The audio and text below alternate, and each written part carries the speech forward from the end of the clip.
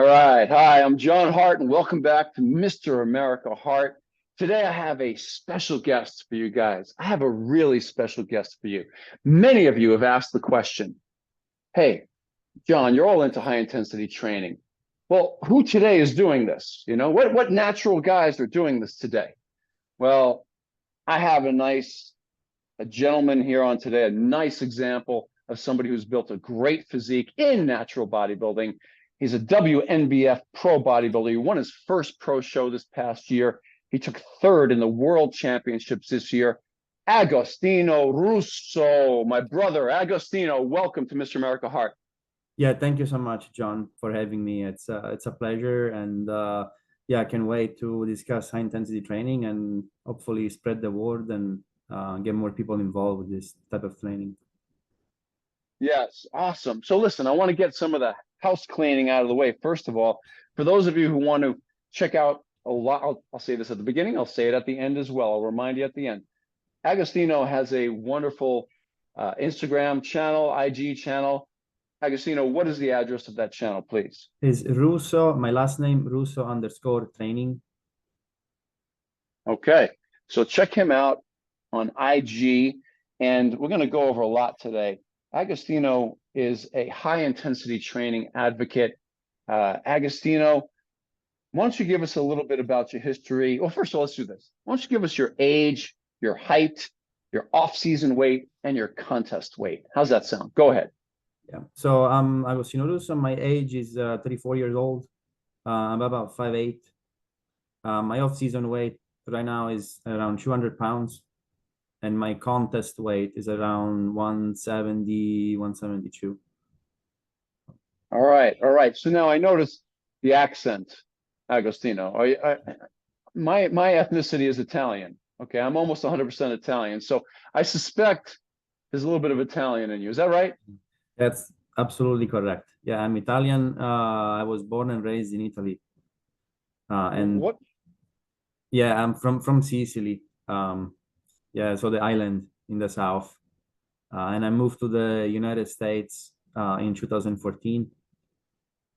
That's where my home is now, my family, my wife and my kids. Everybody is in the United States. So. All right. So where are you located at in the United States? Seattle, Washington. Okay, Pacific Northwest. Great. That's why. Oh, that's right. That's why you were competing in that Pacific Northwest, both the NPC and the WNBF in the last year. Yeah. Right. Correct. Yeah. All right. Why don't we jump right? Yeah. Why don't we jump right into that? Tell me something. How many years have you been training? Close to 20 years now. Wow.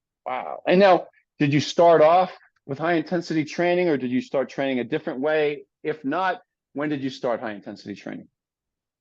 So yeah, I started training conventional bodybuilding for majority of my bodybuilding career, and I got into high intensity training 1 year, I believe, 1 year before I started competing with the WNBF in 2021. The reason why I implemented high intensity training was mainly because I didn't have a lot of time to spend at the gym. I was busy with work, full-time schedule.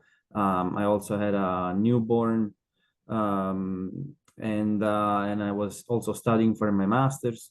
So I didn't have a lot of time. So I started looking at athletes who actually did, training low volume, and that have been successful. And the main person was Dorian Yates. So I started studying his methods and applying it to myself. So that brings up a good question now, because I know there's going to be in the comments section, it's going to hit. So your initial model for the high intensity training was Dorian Yates. Of course, Dorian, self-admitted, in the IFBB, 6-time Mr. Olympia. Of course, he was using steroids, growth hormone, and other drugs, bodybuilding drugs. So how did you take his training And did you modify it to you as a natural? You're a lifetime natural, I understand. Yes? Right. Yeah, I modified it. What I noticed that the main difference that I had to change was the number of reps for some of the body parts that I was training. For example, keeping 6-8 reps for the arm training was a little bit stressful on my joints. So what I found that it was beneficial for me was to increase the reps and lower the weight. Still training to close to failure or to failure, but now with that those heavy weights. And also the main other aspect was to look at the volume, so how much volume was able to handle and recover from that was different from somebody who has different genetics, and also on top of that is using PE. So what kind of training split? How did you organize your workout in 2021 when you first jumped over to high intensity training from conventional training? Because at that point you had a base physique, correct? Right. Yeah, I had a So how base did you? physique. So the main aspect that I implemented was actually to reduce the number of training sessions. I was training 5-6 times a week, and I went actually to 4 times a week. So I was training chest, triceps, and then back, biceps, and legs, so quads and hamstrings. And the other session was deltoids and traps. So 4 total sessions in a week. And what kind of results did you get when you initially switched on over? I'm anticipating you saying that it was in your off season that you first switched over. Yes, it was the off season, correct. And I was able to go past a lot of plateaus that I had.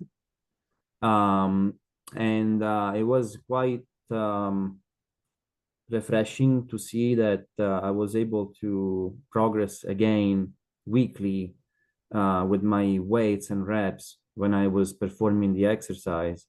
So definitely there was a key of I was finally recovering from training by training less and allowing my body to recuperate. So that was the main aspect that got me very interested in high intensity training, even more so than I was, and never, go back to conventional higher volume type of training. Right, right. So listen, you and I both know we're bodybuilders at heart. Okay, I'm a little bit older than you. If anything, I know that that passion is still in here for me. Okay, not to step on stage. I've done my time, and I had plenty of times on there. But as natural pro bodybuilders, our main concern is physique development, right? So when you mentioned that you had those plateaus that you busted over, when you mentioned that your strength started to rise again, and when you mentioned that there were improvements in that realm, the number one concern of the natural pro bodybuilder is your physique development. So how did it affect your physique specifically that you noticed? And were there certain body parts, let's say, that responded better than others? Or would you just say that overall you grew new muscle? Talk to me. Yeah, so overall I grew new muscle, and I was also able to bring some lagging body parts up to the more developed ones. For example, arms, calves, my back, it still needs some work, but it improved. And I noticed that it was a more focused way of approaching training, and allow me to focus on the areas that I was lagging, and kind of save myself for the areas that I was stronger. So that taught me also how to be more strategic about my physique and what I wanted to develop. Right, right. So tell me this. So when you first jumped on over, was it just a matter of you training to positive failure mainly? And I mean like true momentary muscular failure, leaving nothing in reserve? Or did you also add certain techniques? And if so, which ones did you do? I'm talking about in 2021 now, because I know it had to have changed over the last few years if you made the proper adjustments. So please tell us. Yeah, so mainly if I train by myself, the intensity. So let's start with the areas that didn't necessarily need a lot of work. For me, it was good enough to just reach momentary concentric failure. For the areas that were lagging, I implemented drop sets, rest pause, partial reps. So these were the three main intensity techniques that I used. If I were training to someone, if I were training with someone, I will use also force reps, which I think is one of the best intensity technique there is if you can apply it. And just because you can keep going beyond the failure after your concentric failure and squeeze a couple of more reps. And those are all going to be effective reps that are going to provide stimulus. Yeah, that's my approach to the intensity techniques.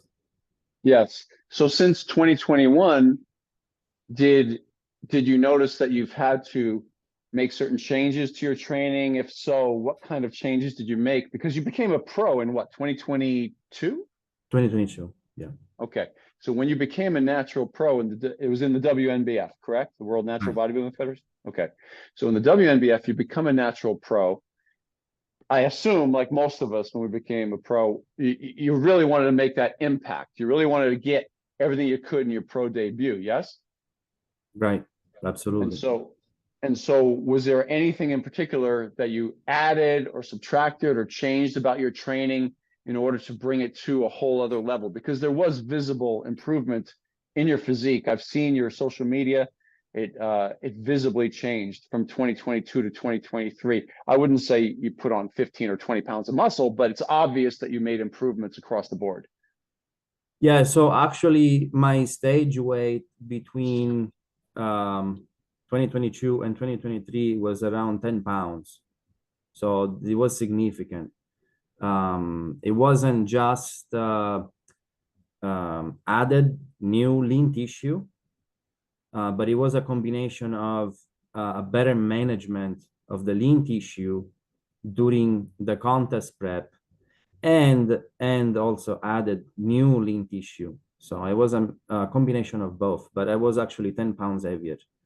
So for 2023, my off season, what I wanted to do was to improve my glutes. I wanted them to get leaner on stage, just because what I noticed from looking at the pros is that the conditioning was really good, especially in the glutes area. That it was kind of lacking in my physique. So I added a few exercises for glutes, and what happened was that I divided my leg training into 2 sessions. So instead of just having one where I will train, quads and hamstrings, I will have 2 training sessions where in the first one I will do glutes and quads, and then in the second session I will do hamstrings and calves. So that helped me focus also on the glutes, and then it paid out because they looked leaner, and it helped me get that conditioning that I didn't have the previous year when I earned my pro card. I'm very happy that you clearly stated the difference between putting on 10 pounds of stage weight from one season to the next as a natural, and that 10 pounds was not purely new muscle. You managed better your diet off season and in season to hold on to more muscle, but then you also had new muscle added on top of that. So right out the gate, for those who are going to doubt that a natural can come in 10 pounds heavier the following season, there is a factual statement right there that many of us have experienced, myself included, that is clearly not an effect of, oh, some super secret sauce that we all seem to have and don't tell anybody about.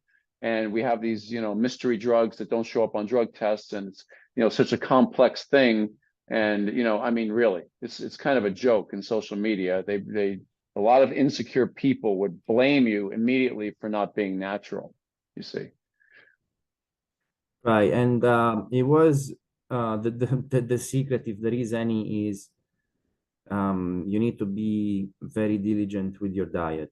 So what I noticed what I did from 2022 to 2023 is really tracking my food in the off season and pre-contest. I stayed lean, fairly lean, even when I went to my off season. I didn't gain as much weight as the previous year. And I started early. So my contest prep was for 2023 was around 30 weeks. Wow. Awesome. People, right. They don't like hearing that, they want, okay, 12 weeks dieting for a contest, but unfortunately it's not enough. What happened is you're going to be very aggressive, and in that approach you're going to lose lean tissue, and then you're gonna start like a domino effect where you start losing a lean tissue, and that results in a worse metabolism, and everything is gonna fall down, and you're not going to look your best on stage. So that was really the secret. It's just you have to be diligent in and out of the gym and all through the year. So see, you're the number 3 best bodybuilder in the world as a middleweight, okay, in the natural bodybuilding. The WNBF is, in my opinion, the actual truest natural bodybuilding organization with the best testing of all in season. And don't be surprised if you show up at a show, just to watch or judge a show, that they ask you to pee in a cup. Because as a former promoter, I was a promoter for 5 years, we had our judges pee in a cup. We had pros in the audience pee in a cup. That's part of our arrangement and our agreement with the WNBF, that we submit ourselves to that. So for those that are listening that think, oh, Agostino, when he goes to the World Championships, he's just being tested at the World Championships and he could take something in the off season. No, that's just not the case. If he decides to go and get social and show up at a WNBF show or an INBF show for that matter, that's the amateur organization, sort of like the NPC and the IFBB, then he is subject to being tested. So I wanted to clarify that. And Agostino, you may notice I do emphasize these things a lot, because in the comment section, a lot of the people viewing this video will spend quite a bit of time doubting.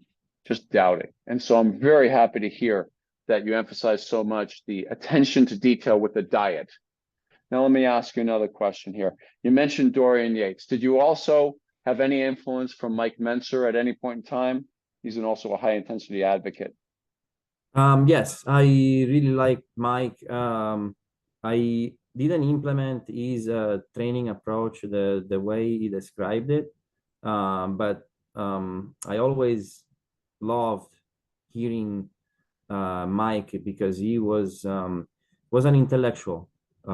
He was going against the norm. It was a rebel, and he finally somebody who brought this idea of more is not that always better, that you need to recover, that if you sometimes you don't go to the gym because you don't feel rested, that's perfectly fine. And I also introduced many other very, very good concepts like progressive overload. Now everybody does progressive overload, low volume, high volume, but high intensity training was one of the first approach to actually promote progressive overload and be diligent at tracking your weights. So to me, yeah, Mike, it was a huge positive athlete for the sport. So do you find, I know that you have a training partner, Leandro, yes? Right. Yeah. So is he full-time training with you each time you go to the gym? Yeah, we train most of the time together. So Okay. So there's a lot of the guys and girls watching this that do not have training partners. And I noticed at one point in time through 2021, 2022, you were in the garage a lot training. Was that because of those certain circumstances around the world during that time? yeah, mainly COVID. So Right. all the gyms were shut down, and it was hard to get gym equipment of any type because everybody, that was buying it, and it was all sold out. So I actually built my home gym in my garage from Home Depot. Hey, Pipes and wood. So the I, only thing that I didn't build was the plates, and the barbell. But every other item I built myself. I even built like a leg extension and leg curl. so I did notice your squat rack was made out of wood. Is that right? Right. Yeah. That's awesome. That is just awesome. So tell me this for the guys and girls that are watching this that are training either at home in a garage or in a gym on their own. Okay. What techniques, what high intensity techniques, what type of routine would you recommend for them? Because, well, I've always said to a lot of these guys that say, well, I don't have a training partner. I say, make a friend, get a training partner somehow, make a friend, right? Be a little social and make a friend. But for those who just simply don't have a training partner, what high intensity training techniques, what type of routine would you recommend as a trainer yourself, which we'll get to in a moment? What would you recommend for them? So I will say if you're an athlete and you're a competitive bodybuilder, and you're an experienced bodybuilder, what I suggest is for the body parts that are dominant, just do straight sets, just reach concentric failure, and that should be plenty. If you have lagging body parts, then and if it's safe to do so, apply intensity techniques like rest pause, where you will just rest, for 10 seconds and then repeat your set and squeeze, 4 more reps. So do you mean rest pause after you've hit concentric failure, say on a set of 6 to 10, you fail at 6, you can't get number 7, but you go right ahead and put the weight down and then rest 10 seconds and go at it again for another rep and then repeat that 2 or 3 times? Yeah, absolutely. Yeah, thank you for clarifying that. One other good intensity technique is a drop set. So you reach momentarily muscular failure, and you just lower the weight, and you continue your set. My suggestion also is just to do a few more reps in your intensity techniques. I see a lot of people that just do, like, for example, 12 reps, in the first set, they reach failure, and then they will just continue, incorporating those intensity techniques, but they just increase the number of reps to maybe 20, 25, after the total set is over. My suggestion is whatever intensity technique you're using, don't use too many reps. Just keep it in a manageable rep range. So don't portray your set to maybe 30 reps. Something like, do the first 6, 8, and then you add the 4 more. That should be plenty of work that that's good enough. Yeah, because you're actually talking about doing every one of those reps past concentric failure is going to be of the highest magnitude of intensity. So in reality, you should not be able to turn it into an endurance contest where even if you did a drop set, if you drop the weight too much, I see this in the gym all the time, that people go ahead and they drop too much weight once they've hit positive failure, and they go on for another 10 reps or another 15 reps before they hit failure again. And to me, that's a mistake because, like you just said, doing a total of 30 repetitions on any upper body muscles is total overkill. On the legs, maybe you can make a case for 30 repetitions in total, but it's too much for the most part because it's not an endurance contest, correct? Correct, absolutely. You also accumulate a lot of fatigue in your CNS and in your body that also is not very practical to have these very, very long sets because it's not easy to manage all these reps, you know, and over time you're going to accumulate so much fatigue that you'll need deloads, and you're gonna have a lot of deloads. And if you have a lot of those, basically what you're doing is not being productive, right? Because you're not producing stimulating reps that help you grow in the long run. So let me ask you this, Agostino.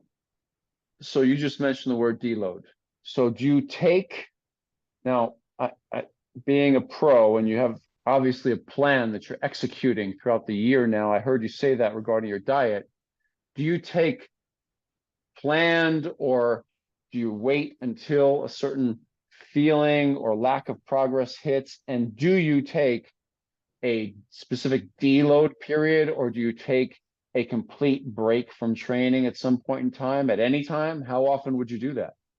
Stay tuned for part 2 of this great interview with WNBF Natural Pro Bodybuilder Agostino Russo. We're looking forward to everything that he has to add, and in the meanwhile, think logically and train intensely.